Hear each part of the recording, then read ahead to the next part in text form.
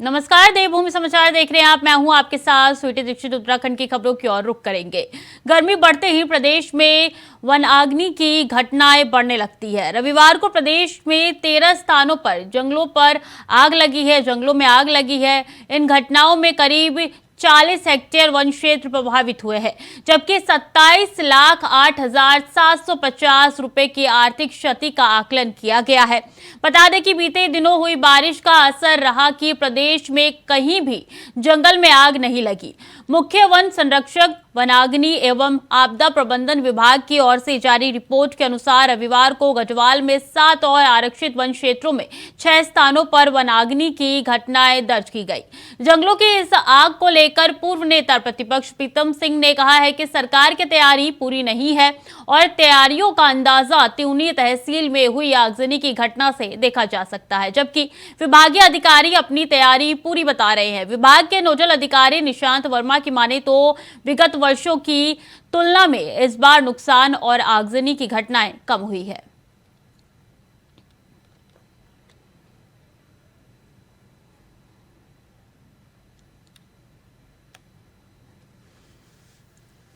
तो वन में आग लगने की घटनाएं लगातार सामने आती रही है। आपको बता दें कि फरवरी के मिड से यानी कि मध्य फरवरी से जून के आखिरी तक ये समय होता है जब वन में आग लगने की घटना सामने आती है, और इसके लिए प्रशासन हमेशा से तैयार रहा है। और इस बार भी यानी कि 2023 में भी यही माहौल देखने को मिल रहा है जब वन में आग लग रही है।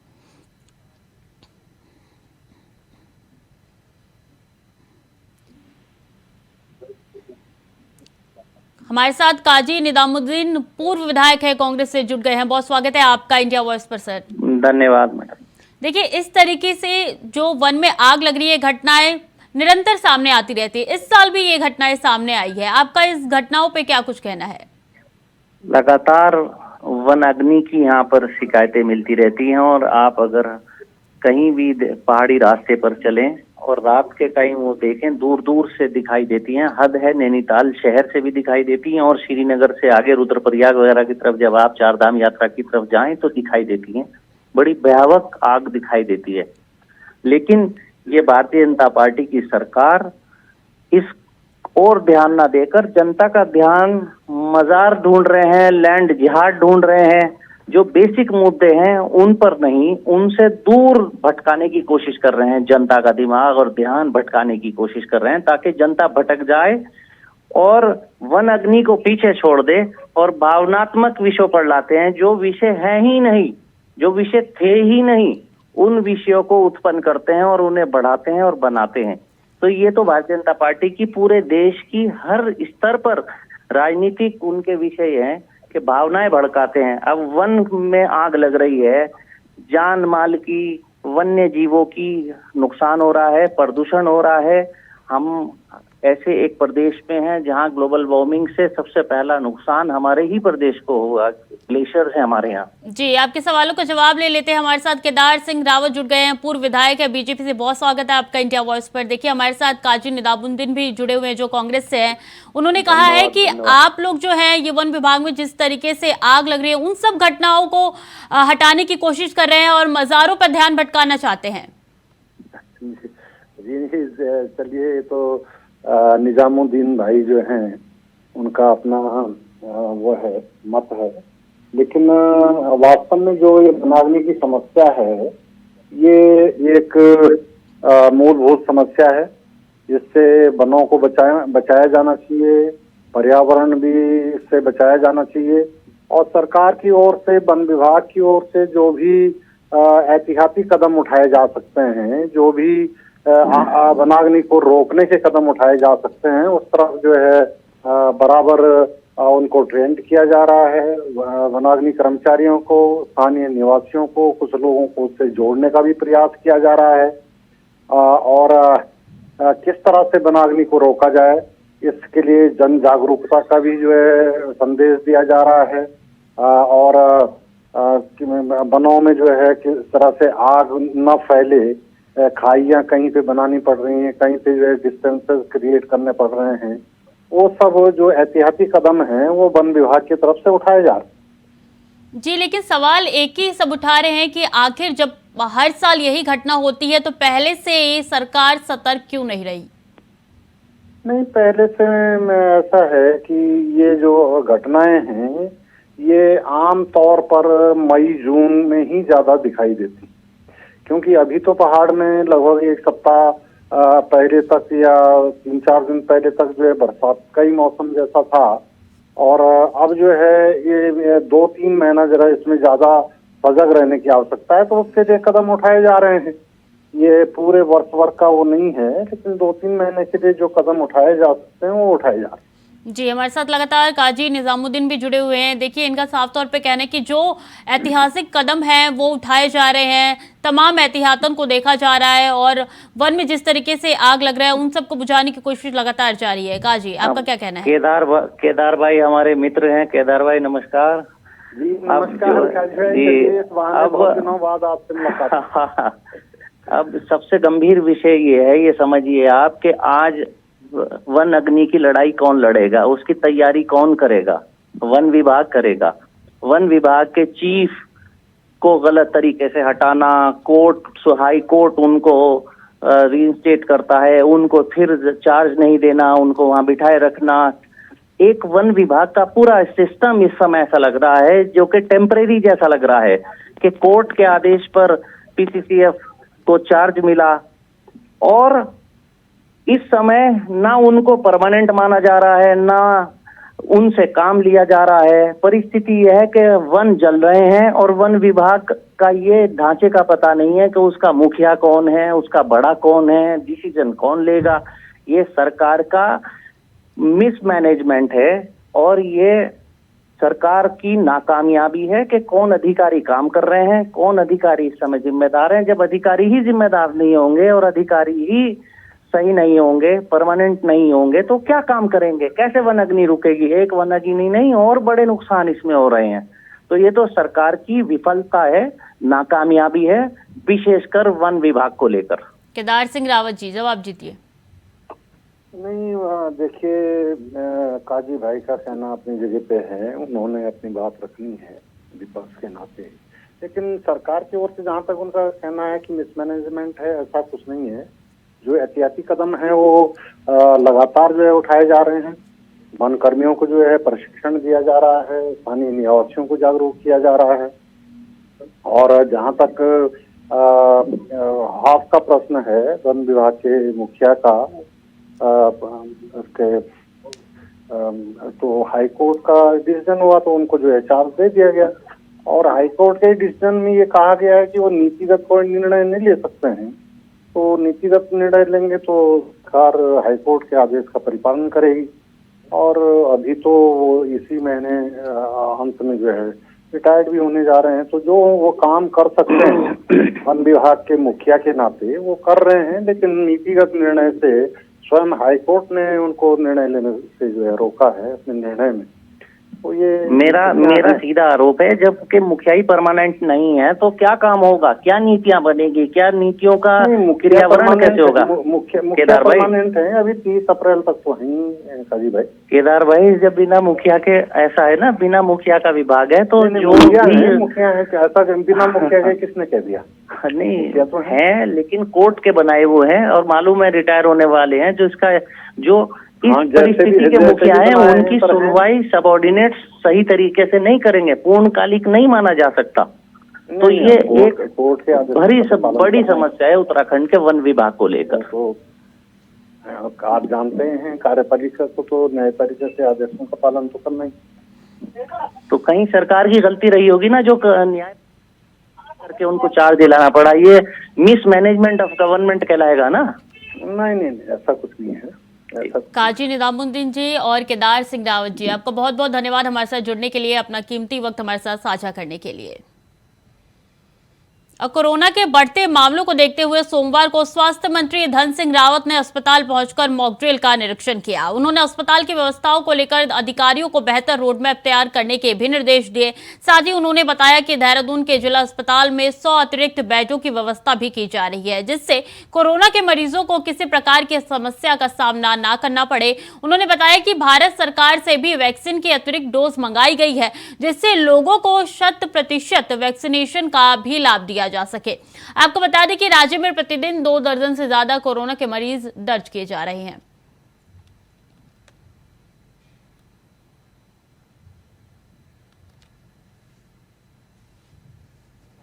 देखिए, आज भारत सरकार के द्वारा और राज्य सरकार के द्वारा पूरे प्रदेश में और पूरे देश में जो है सभी हॉस्पिटलों का मॉक ड्रिल किया जा रहा है और हमारे महानिदेशक जी भी हमारे साथ में, हमारे सीएमओ भी साथ में, हमारे विधायक जी भी हैं और जो हमारा ये जिला हॉस्पिटल है यहाँ पे लगभग 100 बेड की व्यवस्था जो है कोविड के लिए हम अतिरिक्त से कर रहे हैं। ऑक्सीजन प्लांट की भी पूरी सुविधा यहाँ पे है। जो कंपोनेंट है भारत सरकार के द्वारा जो तय किए गए हैं उनकी आज पूरी मॉक ड्रिल की जाएगी कि वो ठीक चल रहे हैं कि नहीं चल रहे हैं, ऑक्सीजन की सप्लाई ठीक है कि नहीं। माना कोविड बढ़ता है तो हमारे हॉस्पिटलों की स्थिति कैसे, ये आज पूरे प्रदेश में किया जा रहा है और मैं कह सकता हूँ कि स्थिति बहुत संतोषजनक है। और पिछली बार भी जब कोविड में मॉक ड्रिल किया गया था तो उत्तराखंड का नंबर टॉप 3 राज्य में आया था और इस बार भी मुझे आशा है कि कल तक हमको 6 बजे तक जो है भारत सरकार के पोर्टल में अपलोड करने हैं कि हमारे हॉस्पिटलों में क्या क्या सुविधाएं हैं। जितने भी हमारे CSC PSC डिस्ट्रिक्ट के हॉस्पिटल हैं, उप जिला चिकित्सालय हैं, वहाँ पे भी हर प्रकार की व्यवस्थाएं आज मॉक ड्रिल के माध्यम से देखी जा रही है। उत्तराखंड में कोरोना फिर तेजी से अपने पैर पसार रहा है। ताजा मामले की बात करें तो बता दें कि पिछले 24 घंटे में कोरोना के 30 नए मरीज प्रदेश भर में मिले हैं, जबकि 66 मरीज इलाज के बाद पूरी तरीके से स्वस्थ हो गए। इसके बाद राज्य में कोरोना के कुल एक्टिव मरीजों की संख्या 81 रह गई है। स्वास्थ्य विभाग की ओर से जारी ताजा रिपोर्ट के अनुसार रविवार को देहरादून में 21, हरिद्वार में 4, नैनीताल में 3, US नगर में 2 नए मरीज मिले हैं। स्वास्थ्य विभाग के अधिकारियों ने बताया कि इस साल राज्य में अभी तक कोरोना संक्रमण के बाद राज्य में कुल 6 मरीजों की मौत हो चुकी है। वहीं सचिव स्वास्थ्य डॉक्टर आर राजेश कुमार ने बताया कि संक्रमण की स्थिति से निपटने को सभी अस्पतालों को अलर्ट पर रहने के निर्देश दिए हैं।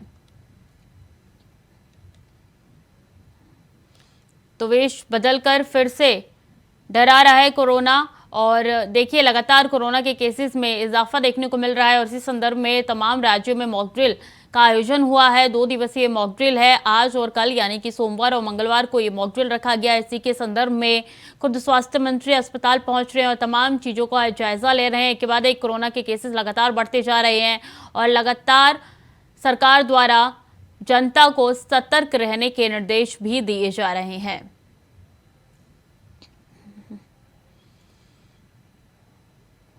कोटद्वार नगर निगम क्षेत्र के दुर्गापुरी इलाके में शराब का ठेका खोले जाने के मामले में मेयर कोटद्वार और विधानसभा अध्यक्ष आमने सामने देखे जा रहे हैं। कोटद्वार मेयर हेमलता नेगी ने यहां तक कह दिया है कि शराब का ठेका को लेकर निगम से कोई NOC दी गई है। यह उन्होंने ठेका खोलने की बात कही हो वो इस्तीफे देने की तैयार है, नहीं तो विधानसभा अध्यक्ष रितु खंजूरी अपने विधायक पद से इस्तीफा दे। दरअसल दुर्गापुरी इलाके में शराब का ठेका खोले जाने को लेकर इन दिनों लोग विरोध कर रहे हैं। विरोध के दौरान स्थानीय लोगों ने कोटद्वार विधायक रितु खंजूरी से मुलाकात की तो रितु खंजूरी ने कहा कि नगर निगम से NOC मिलने और मेयर के कहने पर शराब का ठेका खोला जा रहा है। वहीं विधायक रितु खंजूरी के बयान पर पूर्व मंत्री सुरेंद्र सिंह नेगी ने भी रितु खंजूरी पर हमला बोला है। नगर निगम NOC देता नहीं है, ये शासन प्रशासन का कार्य है और विधायक जी ने ऐसा कहा है। वो चाहें तो इसको बंद भी करवा सकती हैं, खोला उन्होंने ही है, वो बंद भी करवा सकती हैं। उन्हें चाहिए कि इसे बंद करवाएं पर किसी पे गलत आरोप ना लगाएं। जो वो कह रही निगम के लिए, निगम से तो कुछ है ही नहीं NOC का। वो अब कुछ कह नहीं सकते या ज़्यादा होशियार है ज़्यादा या जानकारी नहीं है निगम की ओर से। क्यों, मैं बस बाइट दे रही हूँ, उनको बता रही हूँ। मैंने बोला है कि अगर मेरी बात सच निकली तो मैं इस्तीफ़ा देती हूँ और उनकी बात होगी तो उनको इस्तीफ़ा देना पड़ेगा। कि आबकारी विभाग कहीं भी अगर शराब की दुकान खोलता है तो सबसे पहले उसका प्रपोजल बन के DM के पास जाता है और DM उसको शासन को भेजती है। शासन से अनुमति आती है कि आप फलानी जगह जो है दुकान खोल लीजिए। दुकान का ऑक्शन जो है जिलाधिकारी करता है, आवंटन जो है उसको मिलता है, जिसका टेंडर खुलता है। जहाँ तक नगर निगम का प्रश्न है, नगर निगम से कोई एनओसी जारी नहीं हुआ करती है। एक्साइज इंस्पेक्टर भी कहता है कि एनओसी लिए जाने का कोई प्रोविजन ही नहीं है। अब मैडम आजकल जो है बहुत ऊंचाई पे उड़ रही हैं, हमें अच्छा लगता है क्योंकि महिला भी हैं, अच्छे परिवार से भी आती हैं और हमारी उनके लिए शुभकामनाएं भी हैं। कहीं भी किसी भी स्तर पर अगर कोई बात आती है तो उसको बहुत गंभीरतापूर्वक कहना चाहिए और ये विधायक का एक कर्तव्य बनता है। और जनता को गुमराह करना एक बहुत बड़ा अपराध है जो उन्होंने के द्वारा कर लिया गया। लेकिन मैडम ने अभी बहुत साफ तौर पर कह दिया कि अगर मेरी तरफ से एनओसी जारी है तो मैं इस्तीफा देती हूँ, और अगर उन्होंने गलत बयानबाजी की है, उनकी मानहानि की है, उनका झूठा आरोप लगाया तो उनको इस्तीफा देना चाहिए। अभी उन्होंने कहा, हिम्मत है तो करके दिखाएं। तो मैं समझता हूँ कि कहीं ना कहीं अपनी नाकामियों को छुपाने के लिए मैडम शायद इस प्रकार के हथकंडे अपना रही है। क्षेत्र के रहने वाले लोगों की बेटी है, हम सम्मान करते हैं महिला होने के नाते, लेकिन कम से कम अपनी जबान को लगाम तो दो। और AHTU और ANTF सहसपुर थाना पुलिस ने होरावाला संजीवनी रिजॉर्ट में देर रात छापा मारा। छापे की कार्रवाई के दौरान पुलिस ने यहां से 14 लड़कियों को पकड़ा, वहीं 5 लोगों को अनैतिक देह व्यापार मामले में गिरफ्तार किया है। बता दें कि देर रात रिजॉर्ट में चल रहे अनैतिक देह व्यापार का धंधा किए जाने की खबर मिलते ही पुलिस तुरंत मौके के लिए रवाना हो गई। यहां पहुंचते ही पुलिस ने कार्रवाई करते हुए लोगों को हिरासत में लिया। वहीं NDPS और एक्साइज एक्ट के तहत आरोपियों पर मुकदमा दर्ज किया गया है।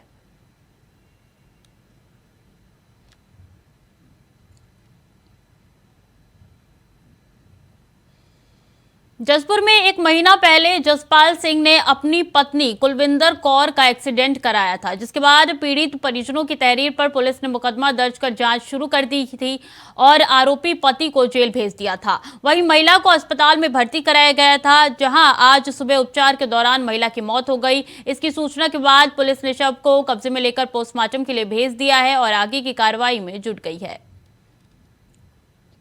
कुलविंदर कौर इनका नाम था, पतनापुर निवासी थी। लगभग 1 माह पूर्व इनका एक्सीडेंट हुआ था, जिस संबंध में FIR भी दर्ज है और जांच की जा रही है। आज सुबह घर पे ही इनकी डेथ हो गई, तो आज उसी के क्रम में मेरे द्वारा इनका पंचायतनामा भरा जा रहा है यहाँ पे, और आगे की तो कार्रवाई जांच के बाद ही की जाएगी। डोईवाला के लच्छीवाला टोल प्लाजा पर हाथी आधमका, जिससे वाहन चालकों और टोल संचालकों में हड़कंप मच गया। दरअसल ये टोल प्लाजा वन रेंज के एलिफेंट कॉरिडोर वाले स्थान पर बना हुआ है और अक्सर इसी रास्ते से जंगल के हाथी एक जंगल से दूसरे जंगल की ओर आवाजाही करते हैं। आपको बता दें कि पहले भी कई बार टोल प्लाजा के पास से हाथी गुजरे हैं और अगर इसकी रोकथाम नहीं की गई तो यहाँ इससे नुकसान भी देखने को मिल सकता है, क्योंकि भारी संख्या में यहाँ से वाहनों की आवाजाही होती है।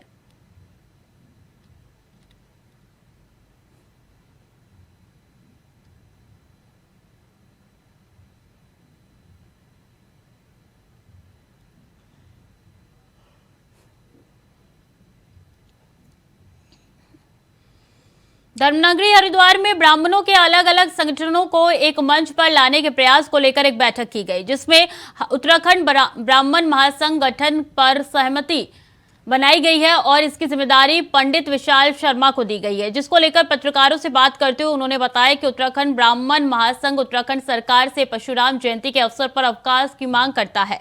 साथ ही चेतावनी देते हुए कहा कि अगर सरकार ऐसा नहीं करती है तो उन्हें वोट की चोट देंगे। उन्होंने कहा है कि प्रदेश में 25 लाख से अधिक संख्या होने के बावजूद ब्राह्मण समाज आज भी उपेक्षित है, क्योंकि ब्राह्मणों की कोई राजनीतिक शक्ति नहीं है।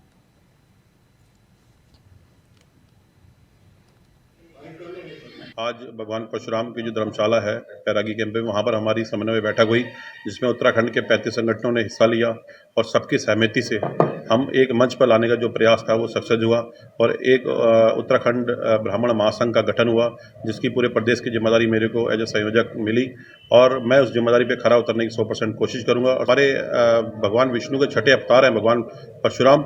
जब आप अम्बेडकर जयंती की छुट्टी हो सकती है, छठ पूजा की हो सकती है, महावीर जयंती हो सकती है, गुड फ्राइडे हो सकती है, इतनी छोटे छोटे त्योहारों की छुट्टियां हैं और हम इतनी संख्या में होने के बाद हमारा सिर्फ एक छुट्टी होती है साल में, उसको सरकार ने कभी नहीं माना, हमेशा अनदेखा करा। तो ये हमारे सम्मान की बात है। या तो छुट्टी हो ही ना, 26 जनवरी 15 अगस्त की हो, आप सभी कैंसिल करिए, हम तैयार हैं। अगर सबको दे रहे हो आप राजनीतिक फायदे के लिए, तो हम खाली वोट बैंक थोड़ी हैं ये कि खाली वोट डालने के लिए इस्तेमाल होंगे। ये हमारे सम्मान की लड़ाई है। ये छुट्टी से कोई ऐसा नहीं होना है कि किसी का भला होगा, लेकिन जब सबको आप ओबलाइज कर रहे हो तो ब्राह्मणों को भी आप सिर्फ वोट बैंक ना समझे, इनको भी आप जो है अपनी नज़र में रखें, क्योंकि संख्या बल में हम सबसे अधिक हैं उत्तराखंड में। अगर नहीं मानती है तो हम अपना जो वोट की ताकत है, आप सबको पता है, वोट से बड़ा कोई चोट नहीं होती। हम वोट के माध्यम से पूरे जो जितने भी 25 लाख से जो अधिक ब्राह्मण हैं, हम इसका जो है पूरे, क्योंकि महासंघ बन चुका है उत्तराखंड का, एक जो सबका मत होगा कि वोट ना दी जाए, तो हम 25 लाख ब्राह्मण जो है इसका विरोध करेंगे। और साथ ही मुझे लगता है कि सरकार हमारी बात मानेगी, क्योंकि बहुत समय से हम प्रयास कर रहे हैं। अगर इस बार भी नहीं मानी तो हम इसका जो है एक एजेंडा बना करके देहरादून में हमारी बैठक होने वाली है, वहाँ से जो निर्णय होगा वो सरकार के सामने रखेंगे। हरिद्वार के सांसद और पूर्व मुख्यमंत्री डॉक्टर रमेश पोखरियाल निशंक ने जल्दी शुरू होने वाली चारधाम यात्रा को ध्यान में रखते हुए पूरे देश में बढ़ रहे कोरोना के केस को लेकर चिंता व्यक्त की है। साथ ही उन्होंने उत्तराखंड आने वाले सभी लोगों से, तीर्थयात्री हो और पर्यटकों हो, सभी से सतर्क रहने और सावधानी बरतने की अपील की है। उन्होंने कहा है कि हम तेजी से अपनी गतिविधियां बढ़ा रहे हैं, हमें तेजी से सावधानी ही बढ़ानी होगी, तभी हम अपने आप को सुरक्षित रख पाएंगे। लगातार तैयारी चल रही है और ये बात सही है कि छुट-पुट कोरोना की फिर घटनाएं सुनने को मिल रही हैं और यात्रा का उतना ही दबाव रहेगा, भीड़ रहेगी। तो अतिरिक्त विशेष करके हरिद्वार जैसी जगह में कुल मिलाकर के जितनी जनसंख्या हरिद्वार की कई गुना उससे भी ज़्यादा यहाँ पर यात्री आते हैं, तो हरिद्वार की एक अलग से ही व्यवस्था करने की दिशा में गवर्नमेंट भी सोचती है। मैं भी आग्रह करता हूँ कि यहाँ पर डॉक्टर्स की अलग टीम होगी, स्वच्छता वाली है और यातायात वाली है, तो ये अतिरिक्त संसाधनों की ज़रूरत हरिद्वार को पड़ती है। गवर्नमेंट उस दिशा में कार्रवाई कर रही है कि यात्रा के लिए विशेष एक पैकेज बने और यात्रा की अलग व्यवस्था भी होती है। हरिद्वार के सांसद और पूर्व मुख्यमंत्री डॉक्टर रमेश पोखरियाल निशंक ने अवैध मज़ारों के खिलाफ की गई कार्रवाई पर उन्होंने क्या कुछ कहा है, आइए आपको सुनवाते हैं। जिहाद को लेकर मामला चल रहा है, जिस तरह से सरकारी संपत्तियों पर कब्जा करना, मजारे बना देना। देखिए, सरकारी संपत्तियों पर कब्जा तो किसी का भी वो उचित नहीं है और इसलिए ये गवर्नमेंट अभियान लेती है कि जो कब्जा किए हुए हैं, अब सरकारी संपत्तियों पर कब्जा, मुझे लगता है कि ये सबकी संपत्ति हो, किसी एक व्यक्ति की संपत्ति नहीं, सरकार की संपत्ति माने सबकी संपत्ति है, तो उसकी रक्षा करने का काम सबका ही होना चाहिए। क्योंकि देवभूमि है, देवभूमि में इस तरह की चीजें बढ़ना, इस तरह से देखते हैं इसका? नहीं, मैं ये कह रहा हूँ कि देवभूमि तो यहाँ तो किसी प्रकार की इस ढंग की गतिविधियों का होना ही नहीं चाहिए, कहीं भी नहीं होना चाहिए। और मुझे भरोसा है कि देवभूमि में ऐसा कभी भी कुछ ऐसा नहीं होगा और यदि कोई गलत कर रहा होगा तो उसको निश्चित रूप में निश्चित उसको सजा तो मिलेगी। चारधाम यात्रा मुख्यमंत्री पुष्कर सिंह धामी ने साई दिव्य ज्योति जागृति संस्थान के रेसकोर्स में आयोजित श्रीमद् देवी भागवत ज्ञान यज्ञ में शामिल हुए। साथ ही कथा व्यास साध्वी अदिति भारती और अन्य संतों से उन्होंने आशीर्वाद भी लिया। इस दौरान सीएम धामी ने कहा है कि दिव्य ज्योति संस्थान के समाज उत्थान और सामाजिक जन जागृति के लिए किए गए जा रहे प्रयास सराहनीय ही नहीं बल्कि समाज के लिए प्रेरणादायी भी है। उन्होंने कहा है कि संस्थान ने नशा मुक्ति की दिशा में भी कार्य किया जा रहा है।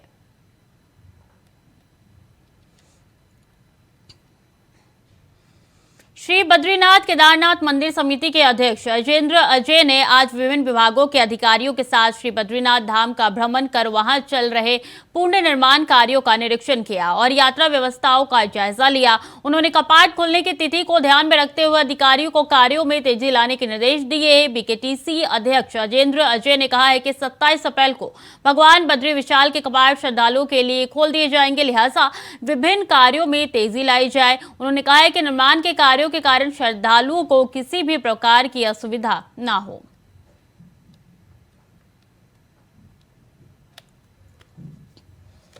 तो फिलहाल के लिए देवभूमि समाचार में इतना ही। खबरों का सिलसिला लगातार जारी है, देखते रहिए इंडिया वॉइस।